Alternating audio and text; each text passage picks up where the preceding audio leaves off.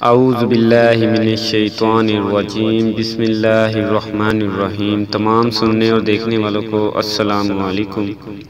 دوستو، آج میں آپ کے سامنے حاضر ہوا ہوں ایک نئی ویڈیو کے ساتھ۔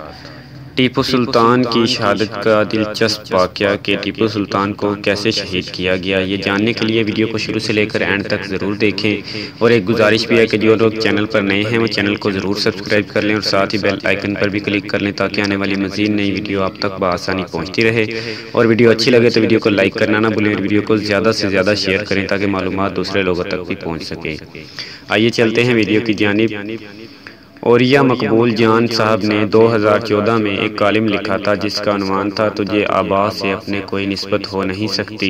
اس میں اوریہ مقبول جان صاحب نے اسکاٹ لینڈ کے دارالحکومت میں واقع ایک میوزیم کا ذکر کیا ہے جس میں ٹیپو سلطان کی تلواریں، چادریں اور دیگر سامان پڑا ہے۔ اوریہ صاحب کہتے ہیں، میں حیران تھا یہ سامان برصغیر سے یہاں کیوں لایا گیا۔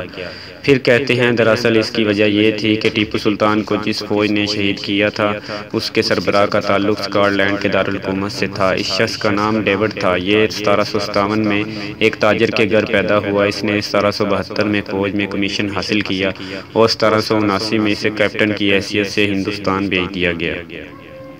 اس نے کرنل بیلی کے سربراہی میں ٹیپو سلطان کے والد حیدر علی سے جنگ لڑی۔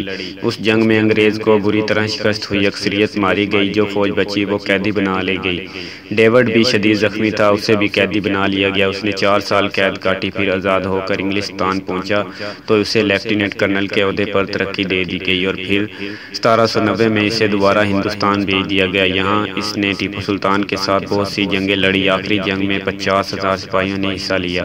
برطانوی فوج کے سپاہی 26,000 تھے جبکہ ٹیپو سلطان کے ساتھ 30,000 سپاہی تھے۔ جب میر صادق کی غداری کی وجہ سے برطانوی فوج قلعے کے کھلے دروازوں سے اندر داخل ہوئی تو ٹیپو سلطان کے ساتھ لڑنے والے فرانسیسی سپاہیوں نے اسے خفیہ راستے سے بھاگ جانے کا مشورہ دیا تو اس پر ٹیپو سلطان نے اپنا تاریخی جملہ کہا، "شیر کی ایک دن کی زندگی گیدڑ کی 100 سالہ زندگی سے بہتر ہے"۔ یہ 4 مئی 1799 تھا۔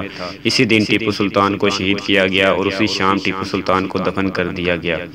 اوریہ صاحب کہتے ہیں، ٹیپو سلطان کے نوادرات کے ساتھ ایک تحریر ہے جس کے الفاظ یہ تھے، "ٹیپو سلطان ہندوستان میں برطانیہ کے مفاد کے لیے اتنا بڑا خطرہ ثابت ہوا تھا کہ اس کی موت کی وجہ سے برطانیہ میں قومی سطح پر جشن منایا گیا"۔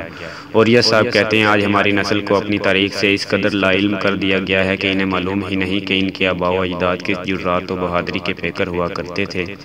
اوریہ صاحب کہتے ہیں، جو قوم برطانیہ میں لکھی ہوئی نظموں اور کتابوں کو پڑھ کر جوان ہو رہی ہے اسے کیا خبر کہ اس کا ایک ماضی تھا جس پر اسے فخر کرنا چاہیے تھا۔ اوریہ صاحب کہتے ہیں، جو قومیں دوسروں کی عظمتوں کی کہانیاں پڑھ کر جوان ہوتی ہیں وہ مرعوب و ذہن اور مردہ ضمیر لے کر پلتی ہیں۔ دوستو، میری ویڈیو اچھی لگی ہو تو ویڈیو کو لائک کرنا نہ بھولیں، ویڈیو کو زیادہ سے زیادہ شیئر کریں تاکہ معلومات دوسرے لوگوں تک پہنچ سکے۔ اور میں نے پہلے بھی ایک گزارش کی تھی کہ جنہوں نے ابھی تک میرے چینل کو سبسکرائب نہیں کیا وہ پہلے میرے چینل کو ضرور سبسکرائب کر لیں۔ شکریہ۔